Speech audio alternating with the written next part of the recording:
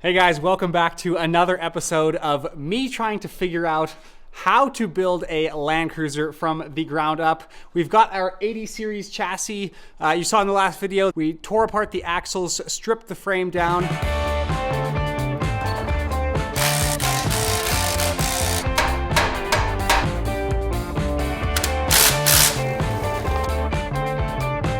Ooh.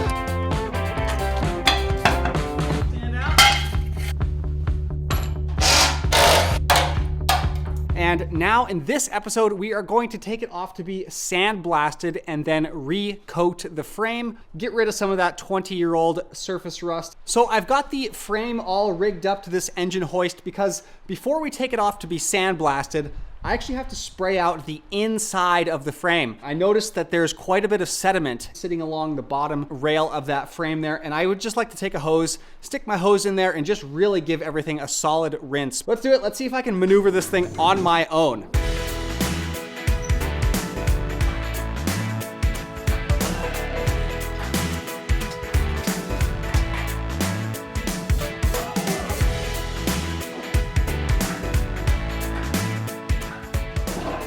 All right, so I had the crane positioned a little bit too far back, so when I lifted it up, the back end came up and the front end went down, so I'm gonna have to readjust my crane here.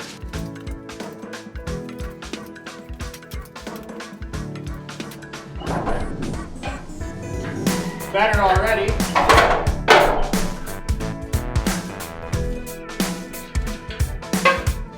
That is not what you want. Well, that didn't work. The second attempt didn't work either. I think I have figured out my issue though. I think it comes down to my strap placement. I think I'm going to put the straps from corner to corner and then corner to corner, kind of in an X fashion, rather than just straight up and down the frame like I have now. I am learning in real time right now. I have never lifted something like this before. So yeah, watch me fail. Got our straps fashioned in an X corner to corner. Third time's the charm. Let's do it.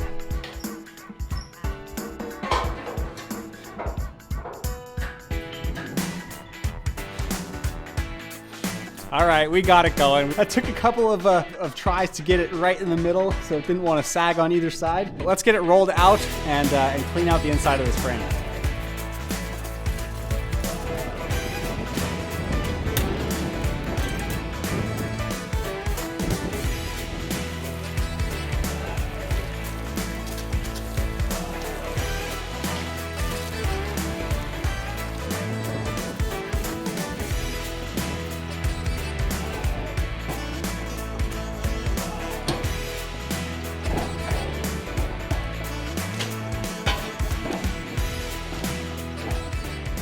We're going to be doing some sandblasting, but before I do that, I wanted to tell you about a little development that happened. In the previous episode, I had mentioned that I wasn't sure exactly what body we were going to go with on this 80 series chassis. We have purchased a body for the Land Cruiser. It's out in Ontario right now, and I'm going to have it shipped across Canada to Alberta in the next couple weeks. On top of that, we have also just bought the power plant for this project. The engine, transmission, transfer case, and wiring harness. Come over here, I'll show you a couple of photos I have. For the big reveal, here it is.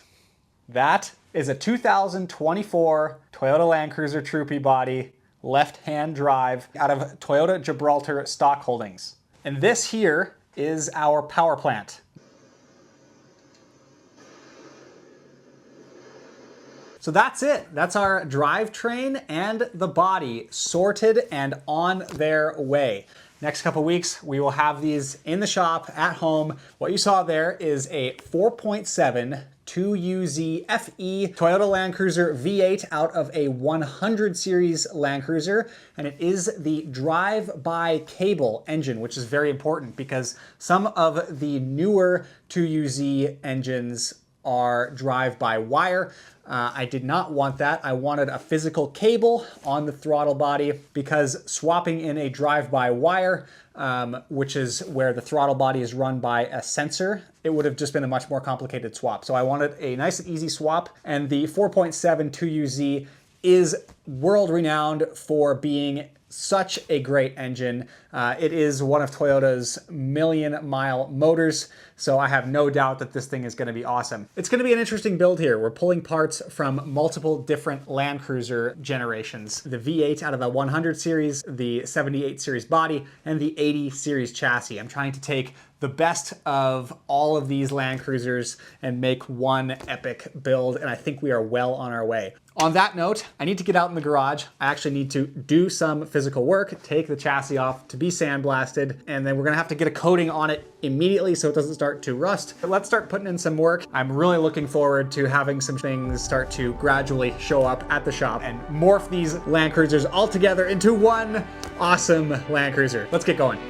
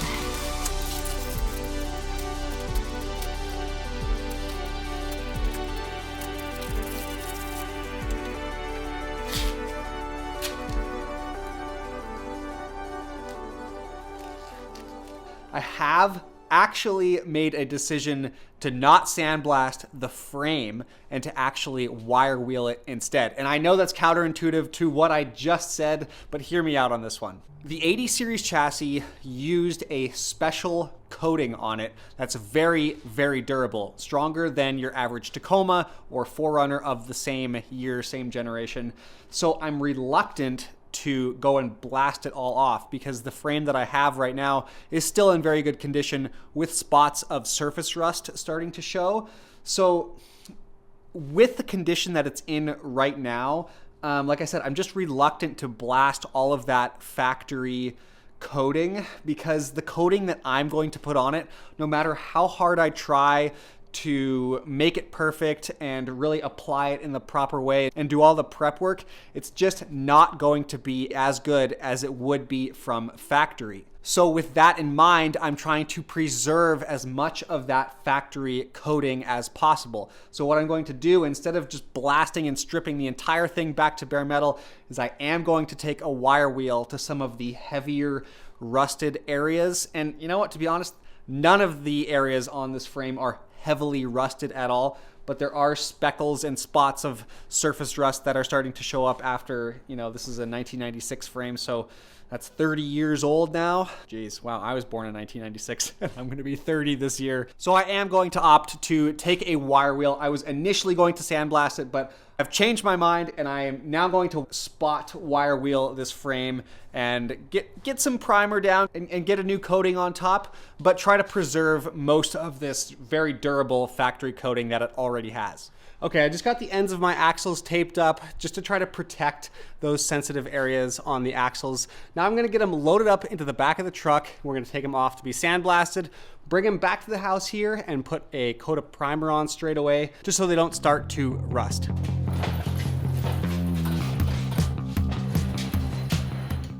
It's becoming quite clear that a big part of this project is just learning how to coordinate and move heavy, awkward things from one place to another. Figuring out how to transport a chassis, lifting axles, shipping a vehicle body that doesn't roll across the country, or trying to maneuver an engine and transmission into and out of the back of your truck. I've never moved objects like this before, and it's apparent that I'm not great at it yet. But I'm sure I'll be a pro by the time this project is all said and done.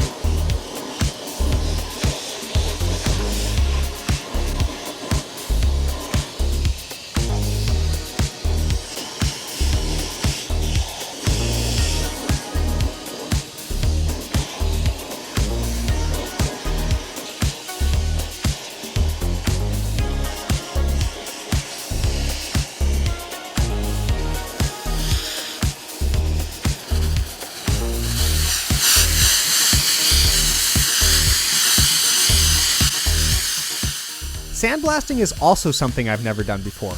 A lot of firsts for me lately. It's different than I was expecting. In my head, I was thinking that it would be a widespread, chaotic experience with little control over what area of your project is being blasted. But in reality, it's much more of a precise operation.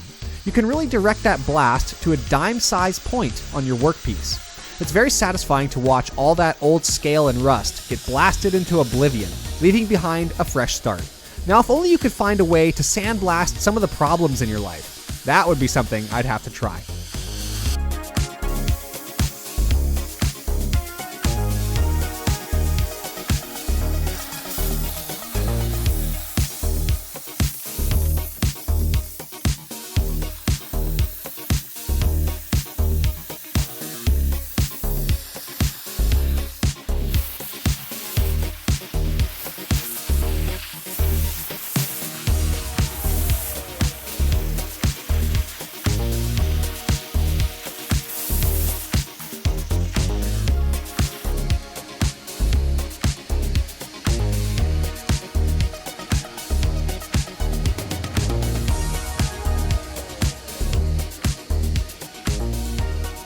All right, that was a lot of work. We got our axle housings all sandblasted, got them home. Now I need to degrease them to make sure they are fully ready for that primer. So I went out and got some special degreaser here, and I got a special primer, a 2K epoxy primer. So these are just bare steel, so I gotta get them in a primer real quick. Don't want them rusting. Let's get after it.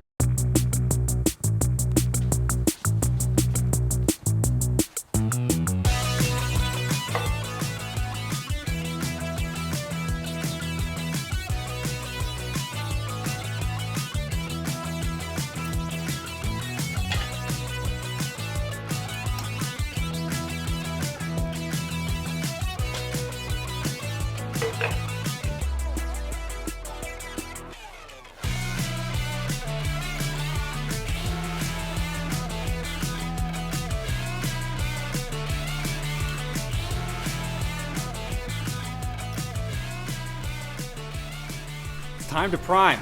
We are fully degreased, and this is the primer that I have decided to go with. It is a 2K epoxy primer, so it should be well suited for the bare metal on these axles. It's kind of an interesting can. Let's prime.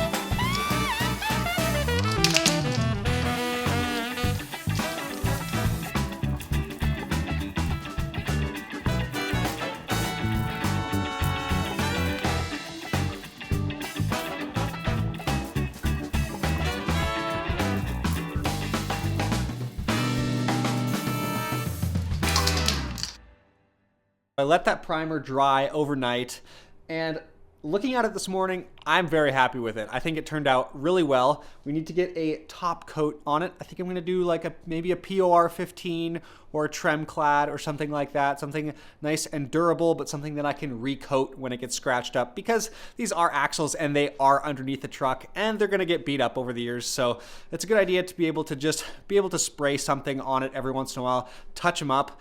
But yeah, very, very happy with how they turned out so far. The sandblasting was awesome. New experience for me, turned out great. I will definitely be using that in the future for pieces that I don't want to wire wheel anymore. I've done a lot of wire wheeling in the past, and sandblasting just beats that every single day. In the next episode, an engine and a transmission will be making its way to the garage.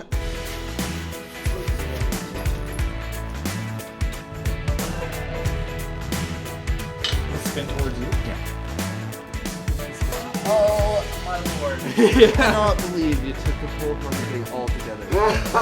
Like I said, I've showed you what engine and tranny we're going with, and I gotta go pick them up. And I'm still working on shipping that body from Ontario to Alberta. So hopefully I have a solution by then. We'll see. It's going to be a good one. Stay tuned for the next episode, and we will see you next time.